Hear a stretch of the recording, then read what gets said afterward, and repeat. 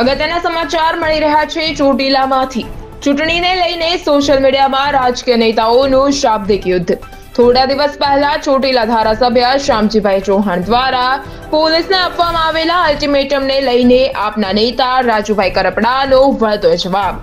ચોટીલા ધારાસભ્ય શામજીભાઈ ચૌહાણના અલ્ટિમેટમને ગણાવ્યું ચૂંટણીલક્ષી અને અધિકારીઓ દ્વારા કરવામાં આવતો ભ્રષ્ટાચાર ધારાસભ્ય તથા सांसद सभ्यों रहम नजर नीचे थतो होवाना आक्षेप कर्या। Puneet Thakkar, GTV news, Chotila. હું રાજુ કરપડા। ગઈકાલે સુરેન્દ્રનગર જિલ્લાના ચોટીલા વિધાનસભાના ધારાસભ્ય દ્વારા એક નિવેદન આપવામાં આવ્યું। સભાની અંદર નિવેદન આપવામાં આવ્યું કે રાજકોટથી નીકળીએ એટલે ચોટીલા સુધી હપ્તાઓ અધિકારીઓ ઉઘરાવે છે, ભ્રષ્ટાચાર થાય છે। આ ધારાસભ્યનું જે નિવેદન હતું એ માત્ર ને માત્ર ચૂંટણીલક્ષી નિવેદન છે, મતદારોને આકર્ષવા માટેનું નિવેદન છે। ધારાસભ્ય અને સાંસદ સભ્યોની રહેમ નજર નીચે જ ગુજરાતમાં ભ્રષ્ટાચાર થાય છે।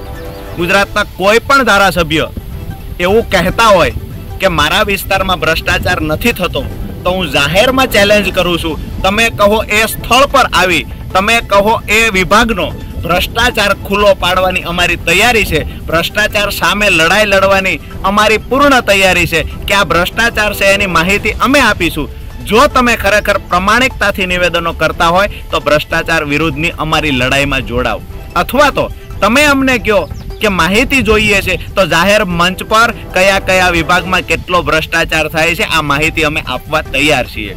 પણ માત્ર ચૂંટણીલક્ષી વાતો કરી મતદારોને આકર્ષવા અને પાછલા બારણેથી ભ્રષ્ટાચારને સાવરવામાં મદદરૂપ થવું અધિકારીઓને આ બે મોટાળી વાત જ્યારે ધારાસભ્ય કરી રહ્યા હોય ત્યારે આ વાતને વખોડતા અમે અપેક્ષા રાખીએ છીએ કે આવનાર સમયમાં ધારાસભ્ય ચૂંટાઈને ગયા 1.5 વર્ષ કરતાં વધારે સમય થયો, છતાંય હજુ સુધી એમને અત્યાર સુધી ભ્રષ્ટાચાર ન દેખાણો।